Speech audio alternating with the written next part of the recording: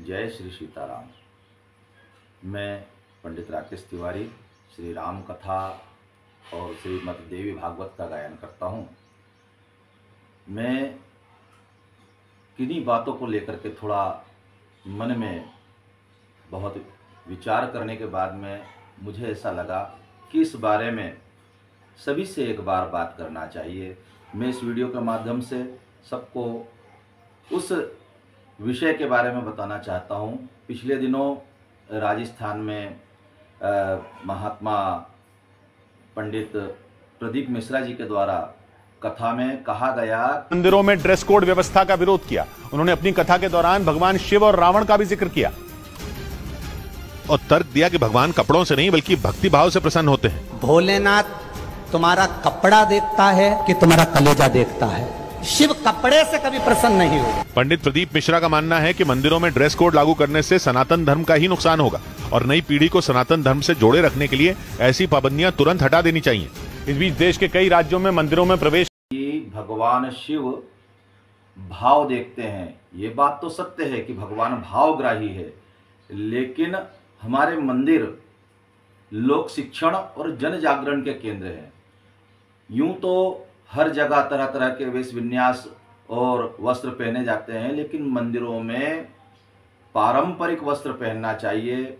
मंदिरों में जो शास्त्र के द्वारा अनुमोदित है ऐसे वस्त्र पहन करके जाना चाहिए। ये बात सत्य है। सचिव वेद गुरु तीन जो प्रिय बोलहि भय आस, राज धर्म धन तीन कर हो ही बेगही नाश। अगर गुरु भी भय की आस में कि लोग मंदिर आना बंद कर देंगे, तो भय की आस में अगर सत्य नहीं बोले तो धर्म का नाश होता है। इस बात को हम हमेशा के लिए समझ लें कि मंदिरों से हमारा धर्म जागरण होता है, लोक शिक्षण होता है। हमारे मंदिर जन जागरण के केंद्र हैं, ना कि वहां पर हम अपना जाकर के फैशन के बारे में विचार करें। जो त्याग कर सकता है वही धर्म के पथ का अनुरागी है। हमें इस बात का पूर्ण ज्ञान होना चाहिए। धर्म यही तो सिखाता है कि हमारी परंपराएं क्या है, हमारी लोक मान्यताएं क्या है, हमारा शास्त्र क्या कहता है।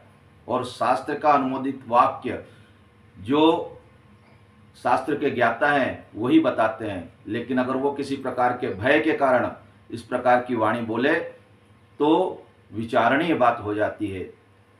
और मैं तो यह कहता हूं कि श्रीमद् भगवत गीता के 3 अध्याय के 21वें श्लोक में कहा गया है कि श्रेष्ठ पुरुषों का आचरण समाज करता है। तो श्रेष्ठ पुरुषों को विचार करना चाहिए कि समाज को दिशा क्या देना है।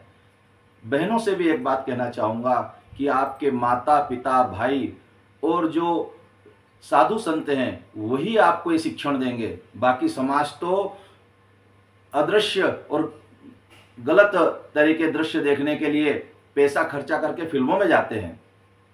कौन आपके बारे में सोचेगा? आपको इनकी वाणी पे विचार देना चाहिए। मैं बारंबार निवेदन करूंगा, इतना ऊंचा स्थान भगवान शिव शंकर ने आपको दिया है और भगवान शिव की कृपा से आपने जन जागरण में अद्वितीय योगदान दिया है, भक्तों को भगवान की ओर लाने में अद्वितीय योगदान दिया है। लेकिन परिधान की अपनी महिमा है। यदि कल कोई कहे कि व्यास मंच पर जीन्स पहनकर बैठा जा सकता है तो क्या ये उत्तम होगा? बस मैं थोड़े में ही बहुत कुछ कहना चाहता था। जय सीताराम।